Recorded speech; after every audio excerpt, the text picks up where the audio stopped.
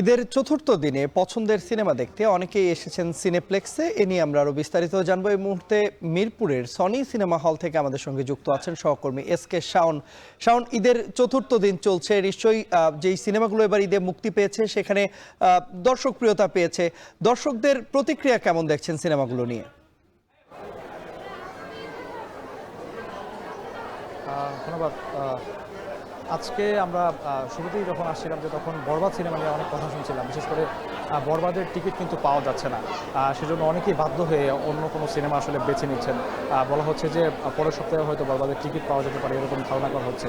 বা বেশিরভাগ মানুষই আমরা দেখেছি যে তারা অনলাইনে টিকিট কিনে নিয়েছে। বিশেষ করে এবারে ঈদে যে ৬টি সিনেমা মুক্তি পেয়েছে সেই সিনেমাগুলোর মধ্যে সবচেয়ে বেশি আলোচনায় আছে বরবাদ, তাছাড়াও দাগি এবং জঙ্গি। এই তিনটি ছবির মধ্যেই মানুষের আগ্রহ সবচেয়ে বেশি। আমরা দেখেছি যে অনেকেই তাদের প্রথম পছন্দ বরবাদ, সেটা দেখার পর আজকে আমরা দেখেছি কেউ কেউ দাগির টিকিট কিনেছেন। অনেকেই বরবাদ দেখার আগ্রহ নিয়ে এসেছেন যারা অনলাইনে টিকিট কিনতে পারেননি। তাদেরকে আমরা দেখেছি যে তারা কাউন্টারে লাইন ধরেছেন, কিন্তু অনেকেই হতাশ হয়ে ফিরেছেন যে টিকিট শেষ হয়ে গেছে। বা কেউ কেউ দাগির টিকিটও নিয়েছেন। বলা হচ্ছে যে জঙ্গির টিকিট আগামীকাল থেকে পাওয়া যাবে।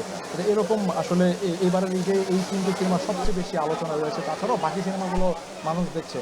তো দর্শকদের জানিয়ে রাখি যে এবার ১৬৪ প্রেক্ষাগৃহে এই ৬টি সিনেমা মুক্তি পেয়েছে এবার। তো প্রতিবারই ঈদে আমরা দেখি যে এই সিনেমাগুলো মুক্তি পাওয়ার পর দর্শকদের মধ্যে এক ধরনের উৎসবের আমেজ তৈরি হয় এই সিনেমা নিয়ে।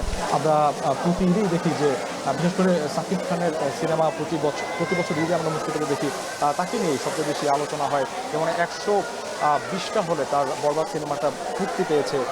সেটা এরই মধ্যেই কিন্তু বলা হচ্ছে যে লাভের মুখ কিন্তু তার এই সিনেমা ইতিমধ্যে দেখে ফেলেছে, বা সামনে আরও ব্যবসা সফল হতে পারে এরকম একটি ধারণা তারা করছে। যে তাছাড়াও বাকি যে সিনেমাগুলো হয়েছে, বিশেষ করে দাগি নিয়ে যে প্রতিক্রিয়া, তারা বললো যে তাদের প্রমোশনের যে বিষয়টা, তাদের প্রমোশনটা অনেক পছন্দ হয়েছে। সেটা দেখার পর তারা সিনেমা দেখতে এসেছেন।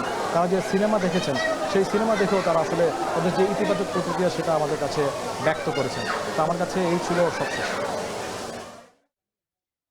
ঈদে মুক্তি পাওয়া ঢাকাই সিনেমার হালচাল জানাচ্ছিলেন আমাদেরকে সহকর্মী এসকে শাওন।